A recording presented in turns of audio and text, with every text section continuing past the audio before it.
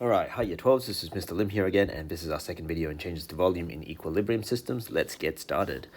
Okay, so we're going to be learning about this stuff here. Always remember to, whenever there's a change in volume, always remember to count the number of particles on either side. Right, so let's have a start. Okay, so how does it affect equilibrium? We need to work out whether it affects the equilibrium constant or the reaction quotient, and this time it is in fact the reaction quotient that is changed by this change in equilibrium, okay, which means that you're changing, you're pushing it out of equilibrium and then it will move back to equilibrium over time. All right, not that you're moving where equilibrium was set. Okay, so when you change the volume, okay, it changes the concentration of all substances that can have a concentration. So remember, we only deal with gases and aqueous here, not solids and liquids.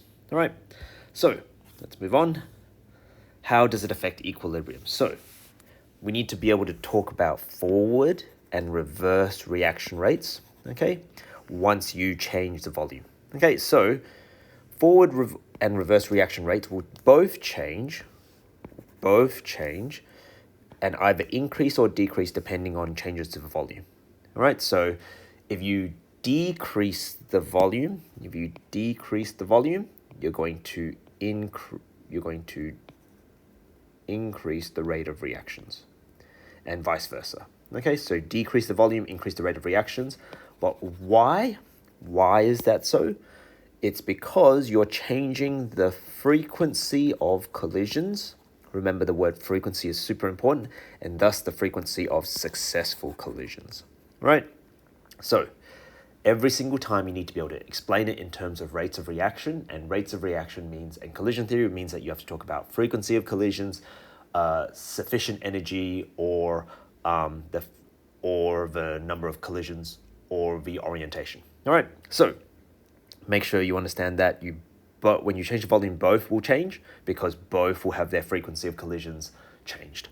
All right, the reaction that makes less particles is always affected more than the reaction that makes more particles. So just like in temperature where we said the endothermic was always affected more, this one here is that the reaction that makes less particles is affected more, right? The reaction that makes less particles is affected more. So therefore, if you have a volume increase, means both rates of reactions will decrease, and the reaction that makes less particles is more affected, when therefore decreases more. And vice versa, the volume, if there's a volume decrease, both rates of reaction will increase. The reaction that makes less particles is more affected and increases more, which means it will be favored. Right. The reaction that makes less particles requires more particles to come together and collide. Okay, and thus is more affected to changes in frequency in collisions. Okay, the idea is that because you need more particles to collide, any changes to the frequency of collisions will affect it more than ones that don't need as many particles to collide. All right. The example of that, the proving example of that is that if you have a reaction that does not require a collision, which has just one thing on that side, therefore that is not going to be affected by changes in volume. So decompositions where there's no collisions are required, there's not affected by changes in volume because you just don't need any collisions to do so. Right. And if you have an equal number of particles on both sides, so say you have 4 particles on either side, they are both affected equally, and therefore there's no net reaction. Okay, so the idea is that you talk about, okay, both of them are changed, one of them is changed more than the other, right? And that leads to your net reactions and stuff like that, or if they have the same amount, then they're both affected equally. All right, let's move on. Come on. So how does it affect equilibrium? So then you need to work out the net reaction. So then you have to think about, okay, we know that the reaction that makes more particles or less particles is going to be favored, right? That's what we just worked out. Via which one? The one that produces less wasn't it less particles? Yeah, less particles is affected more, right? So we just worked out that that particular reaction is the one that is affected more, and so therefore we can work out which one is higher or lower. But what you've got to do is you've got to link the forward and reverse reactions to which reaction makes more or less particles.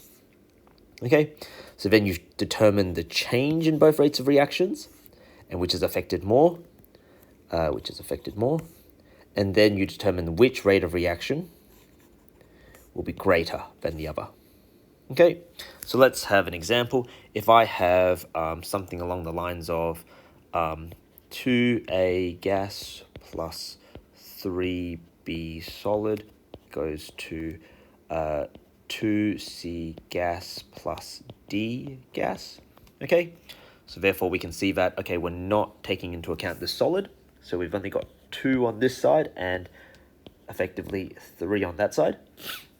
So if I said that there was a volume increase, that means that there is what happens to the rate of reaction? The rate of reaction of both of them will decrease because there's less frequent collisions because they're all spaced out. All right.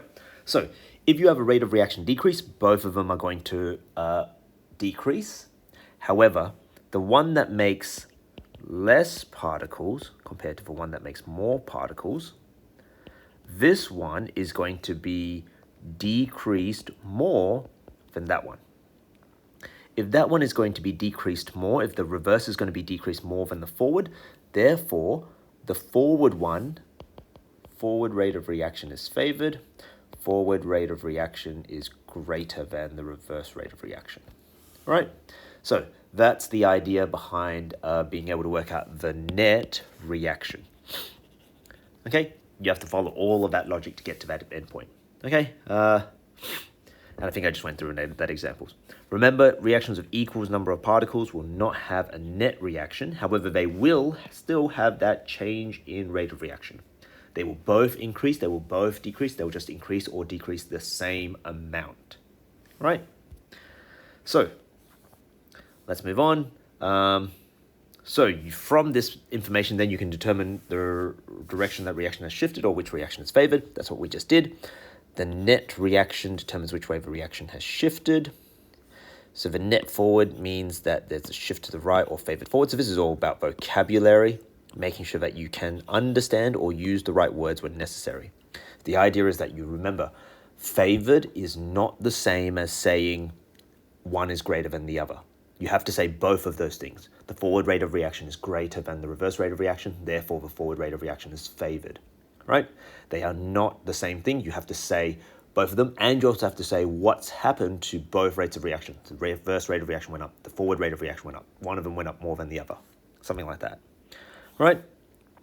And then finally, you can determine changes in rate and yields. Okay, so we said that, you need to say the rate of reaction increased, the rate of reaction decreased, and always remember, because it's not going to go back to its original amount, it's going to change the amount. The direction that it changed initially is going to be the final change. Okay, not just the initial change, but also the final change, right? Have their final change in the same direction as their initial change. That's what I just said. And which reaction is favored does not indicate that it is increased or decreased. And then the yield, you have to work out, okay, well, if there is a net reaction, there's going to be more of one and less of the other. Right. So that's that for this particular video. And we're going to work on this in class, and we're going to see how we go. And if you have any questions, just ask. Adios.